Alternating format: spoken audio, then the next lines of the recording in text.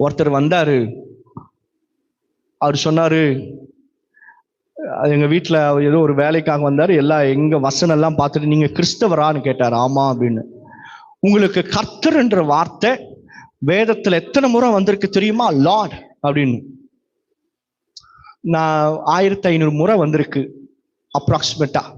ஆனா எனக்கு என்ன ஆசைன்னா, அவரை பேச விட்டு பார்க்கணும் அப்படின்ட்டு நினைச்சது. ஐயா சொல்லுங்க ஐயா, எத்தனை வாட்டி வந்திருக்கு அப்படின்னாரு. அவர் ஏதோ ஒரு எண்ணிக்கை சொன்னார்.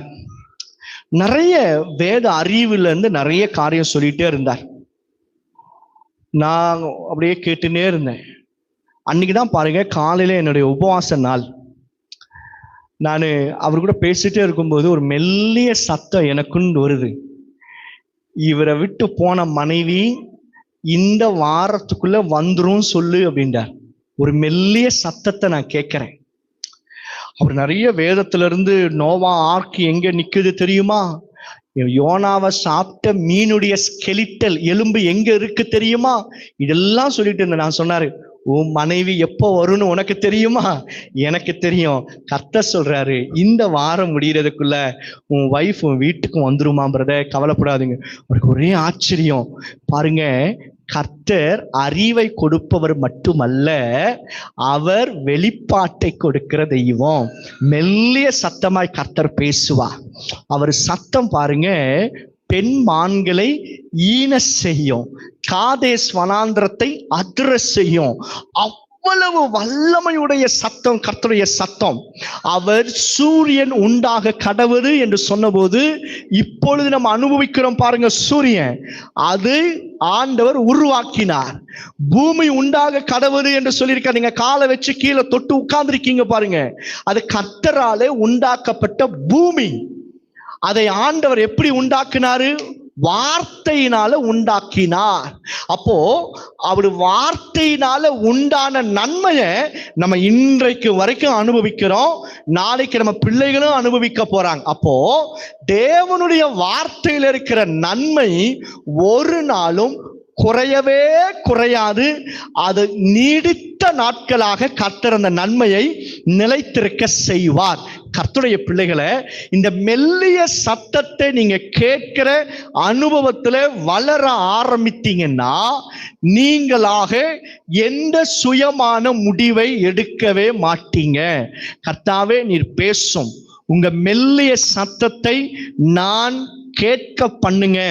உலகத்துல நிறைய சத்தம் வரும். அதை பண்ணு, இதை பண்ணு, இதை பண்ணாத, அதை பண்ணாத, இதை பண்ணதுனால என்ன ஆச்சு தெரியுமா? இதெல்லாம் நடக்கும். ஆனா நம்ம என்ன செய்யணும் அப்படின்னா, ஆண்டவரே நீர் என்னோடு பேசும், நீர் என்னோடு பேசும் ஆண்டவரே, மெல்லிய சத்தத்தை நான் கேட்கட்டும். மெல்லிய சத்தத்தை என் ஆத்துமாவுல, இருதயத்தின் ஆழத்துல நீர் பேசும் என்று சொல்லும்போது கர்த்தர் நிச்சயமாய் பேசுவார். இந்த எலியா நினைக்கிறாரு, இவர் மட்டும்தான் தீர்க்கதரிசிகளை, இவர் மட்டும்தான் இருக்கிறாரு, மீதம் இருக்கிற எல்லாரும் எசபேல் கொன்னுட்டா என்று சொல்லி. ஆனா வேதத்தில் எழுதப்பட்டிருக்க 18ஆம் வசனத்துல, பாகாலுக்கு முடங்காதிருக்கிற முழங்கால்களையும் அவனை முத்தம் செய்யாதிருக்கிற வாய்களையும் உடைய 7000 பேரை இஸ்ரவேலிலே மீதியாக வைத்திருக்கிறேன். கர்த்தருடைய பிள்ளைகளை, கர்த்தர் செய்யறது பல நேரத்துல நம் கண்களுக்கு முன்பாக தெரியாது. நம்ம என்ன நினைச்சுக்கிறோம்? ஐயோ இதுதான் நடக்குது போல, இதுதான் நடந்துருச்சு போல அப்படின்ட்டு. ஆனா நமக்கு பின்னாடி கர்த்தர் ஒரு காரியத்தை மீதியாய் வைத்திருக்கிறார். நம்ம கண் அதை பார்க்கல, காது கேட்கல, இருதயம் உணரல. ஆனாலும் அவர் என் வாழ்க்கையில பெரிய காரியங்களை செய்யும்படியாய் திட்டம் பண்ணி வைத்திருக்கிறார். அதுதான் கர்த்தர் நமக்கு செய்ய நினைத்திருக்கிற காரியம். எந்த மனுஷனுடைய கண்களும் கண்டதும் இல்லை, காதுகள் கேட்டதும் இல்லை, இருதயம் உணர்ந்ததும் இல்லை. இந்த வசனம் எங்க இருக்குன்னு சொல்லுங்களேன். தேவன் தம்மிடத்தில் அன்பு கூறுகிற பிள்ளைகளுக்கு செய்கிறவைகளை மனுஷனுடைய கண்கள் கண்டதும் இல்லை, காதுகள் கேட்டதும் இல்லை, மனுஷன் இருதயம் உணர்ந்ததும் இல்லை. பாருங்க, பார்த்துட்டாங்க, பாருங்க பார்த்துட்டாங்க. இந்த வசனத்தை கண்டுபிடிச்சிட்டாங்க பாருங்க. கர்த்தருடைய பிள்ளைகளை பாருங்க, அங்க இருக்கு பாருங்க அந்த வசனம். இது எலியாவுக்கு தெரியல. எலியா எவ்வளவு பெரிய தீர்க்கதரிசி. ஒரு வார்த்தையில வானத்திலிருந்து அக்கினி இறக்கினார். மரித்தோரை உயிரோடு கூட எழுப்பினார். எலியா மூலமாக கர்த்தர் பயங்கரமான அற்புதங்களை செய்தார். பழைய ஏற்பாட்டினுடைய எலியாவின் ஆவி எலிசாவின் மீது மாத்திரமல்ல, புதிய ஏற்பாட்டில் இருக்கிற யோவான் ஸ்நானகன் மேலேயும் கர்த்தர் வைத்திருந்ததாக வேதத்தில் எழுதப்பட்டிருக்கு. இவ்வளோ பெரிய தேவனுடைய மனுஷன் சோர்ந்து போய் சொல்றாரு, எல்லாத்தையும் அந்த அம்மா கொன்னுட்டால அப்படின்னு வேதனைப்படுகிறான். ஆனா ஆண்டவர் சொல்றாரு, எலியாவே உனக்கு தெரியல, உனக்கு அறியாம நீ இருக்கிற, நான் உனக்காக எவ்வளவு செய்திருக்கிறேன் தெரியுமா? 7000 பேரை நான் மீதி வச்சிருக்கிறேன். அல்லேலூயா.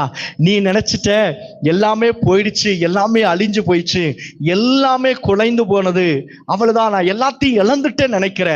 ஆனா கர்த்தர் நமக்காக ஒரு முக்கியமான காரியத்தை மீறி வைத்திருக்கிறா. அதை சத்ருவால தொடவே முடியாது. கர்த்தருடைய பிள்ளைகளே, நம்ம கண்களுக்கு முன்பாக கர்த்தர் ஒண்ணுமே செய்யாதத மாதிரி பிசாசு தோற்றத்தை கொண்டு வருவான். ஆனா விசுவாசிக்கணும், அவர் எனக்கு பின்பாக நான் அறியாமல் இருந்தாலும் கர்த்தர் எனக்காக ஏதோ ஒரு காரியத்தை செய்து கொண்டிருக்கிறார். அல்லேலூயா. கைகளை தட்டி கர்த்தருக்கு ஒரு மகிமை செலுத்துவோம். கர்த்தருடைய பிள்ளைகளே, தேவனுடைய பிரசன்னத்துல நம்ம நிற்கும் போது அவர் மெல்லிய சத்தத்தோடு நம்மோடு பேசுவார். பேசுவது மாத்திரமல்ல, அவர் உனக்காக செய்கிற காரியங்களை அவர் வெளிப்படுத்துவார். அல்லேலூயா. கையை தட்டி கர்த்தருக்கு நல்ல ஒரு மகிமை செலுத்துவோம்.